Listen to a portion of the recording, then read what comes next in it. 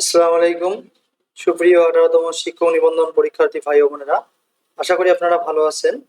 আজকে আমরা আপনাদের একটা গুরুত্বপূর্ণ বিষয় নিয়ে আলোচনা করব, যেগুলো যারা 18তম ভাইভাতে পাশ করেছেন, গণবিজ্ঞপ্তিতে আবেদন করতে যাচ্ছেন, সকলের জানা প্রয়োজন। এক নাম্বার হচ্ছে মেরিট লিস্ট জানার প্রয়োজন। তারপরে শূন্যপদ কিভাবে দেখবেন এবং প্রতিষ্ঠান সম্পর্কে গুরুত্বপূর্ণ তথ্য, কিভাবে একটা প্রতিষ্ঠানের ছাত্রছাত্রী কতজন, প্রতি বছর কি পরিমাণ পাস করে, এই তথ্যগুলো আপনাদের কাছে আজকে শেয়ার করা হবে। তো আশা করি এগুলো আপনাদের জানা অবশ্যই আবশ্যক। গণবিজ্ঞপ্তিতে যে প্রতিষ্ঠানগুলো চয়েস দিবেন সেই প্রতিষ্ঠানগুলো সম্পর্কে আপনাদের বেসিক ধারণা থাকা দরকার। কারণ আপনি তো যে কোনো প্রতিষ্ঠান চয়েস দিতে পারেন না, আপনি চাচ্ছেন একটা ভালো প্রতিষ্ঠান। তাই প্রতিষ্ঠানগুলোর গত পরীক্ষার রেজাল্টগুলো থেকেও আপনারা ধারণা নিতে পারবেন যে প্রতিষ্ঠানটি আসলে কি রকম। তো আমরা মূল বিষয়ে চলে যাই।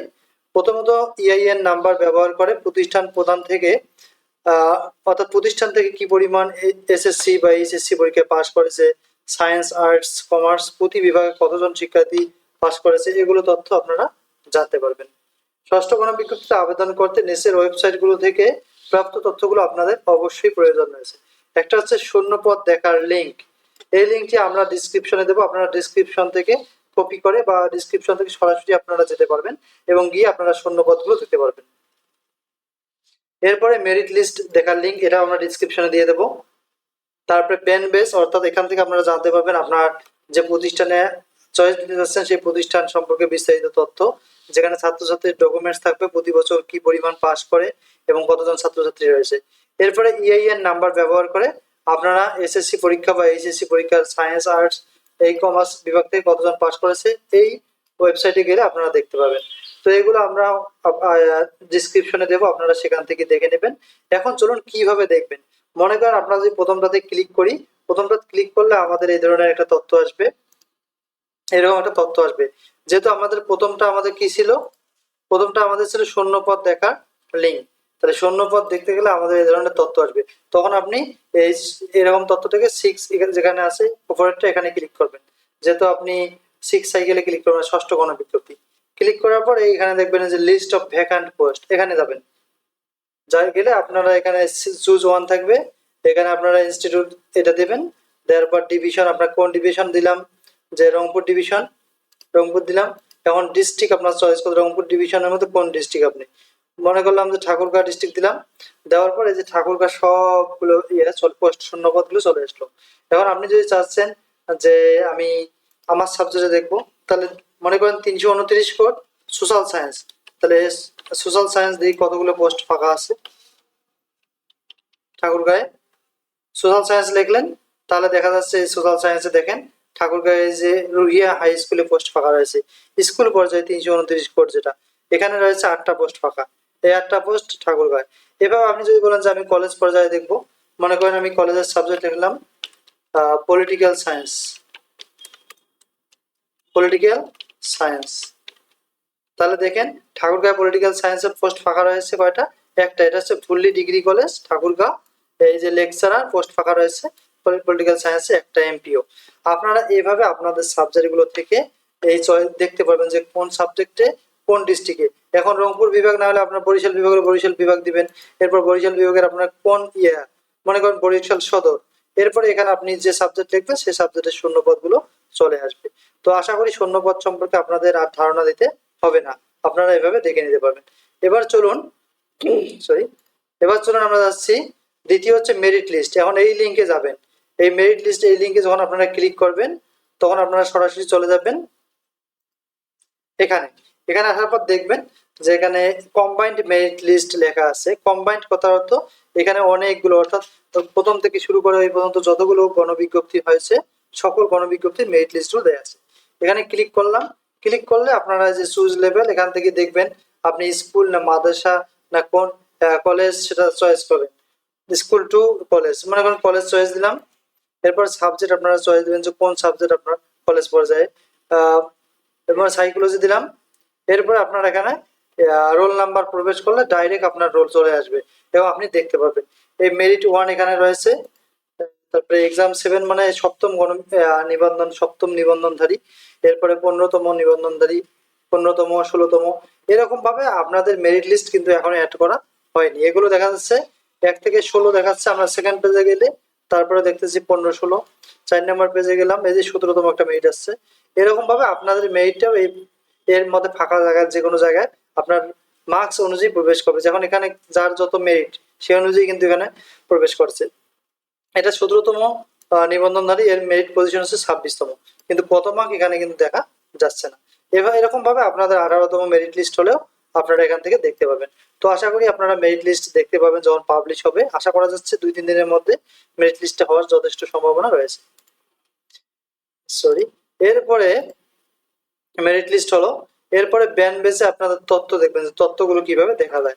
ব্যান্ড বেজে আপনাদের তথ্য কিভাবে দেখবেন, এই ব্যান্ড বেজে এরকম চলে আসবে। এখানে আপনারা দিবেন, আপনারা প্রথমে বিভাগ দিবেন, দিলাম রংপুর বিভাগ। ডিস্ট্রিক্ট দিবেন, ডিস্ট্রিক্ট দিলাম ঠাকুরগাঁও। এরপরে থানা ঠাকুরগাঁও সদর। কলেজ সেক্টর, নন গভর্নমেন্ট, এখানে আমাদের কিন্তু নন গভর্নমেন্ট এই এনটিআরসি এটা। এরপরে আপনাদের ইআইএন নাম্বার, আপনি যখন আপনার শূন্য পদগুলো যখন দেখবেন, এই শূন্য পদ দেখার সময় কিন্তু পাশে ইআইএন নাম্বারটা পাবেন। অনেকে জিজ্ঞেস করছে ইআইএন নাম্বার আমরা কোথায় পাবো।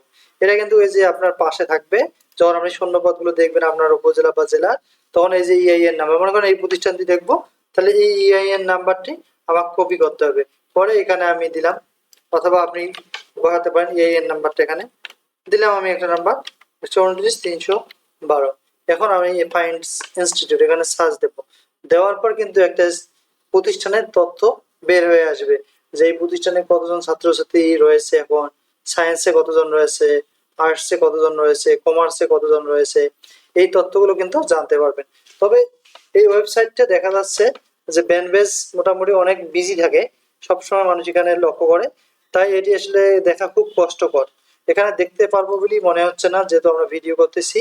তাহলে আমরা অন্য একটা সিস্টেম দেখি, যার কিভাবে দেখা যেতে পারে।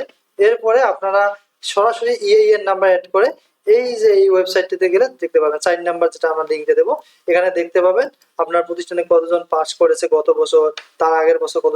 এখান থেকে কিন্তু আপনি একটা আইডিয়া নিতে পারবেন যে সেখানে স্টুডেন্টের পরিমাণ কতটুকু। তাহলে এই লিঙ্কে আপনারা যখন ক্লিক করবেন তখন আপনাদের এরকম চলে আসবে।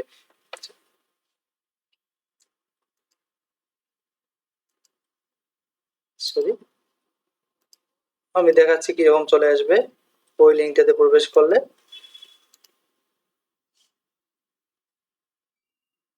আমি অ্যাগেইন যাচ্ছি ওই লিঙ্কে ক্লিক করে, তাহলে এই লিঙ্কে আমরা সরাসরি চলে যাচ্ছি।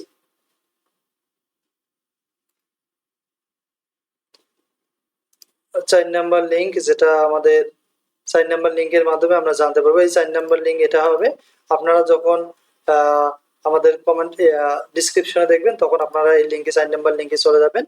যাওয়ার পর এরকম একটা ওয়েবসাইট আসবে। এখানে আপনারা একটি পরীক্ষার ধরন, মনে করেন আমি দেখবো এইচএসসি পরীক্ষার, যে প্রতিষ্ঠানের এইচএসসি পরীক্ষার রেজাল্ট কি। তারপরে নির্বাচন করব কত সালে, দিলাম আমি 2024 সালে, যে কতজন ছাত্রছাত্রী সেখানে পাস করেছে। নির্বাচন করব এটা কোন বোর্ড, দিনাজপুর বোর্ড দিলাম।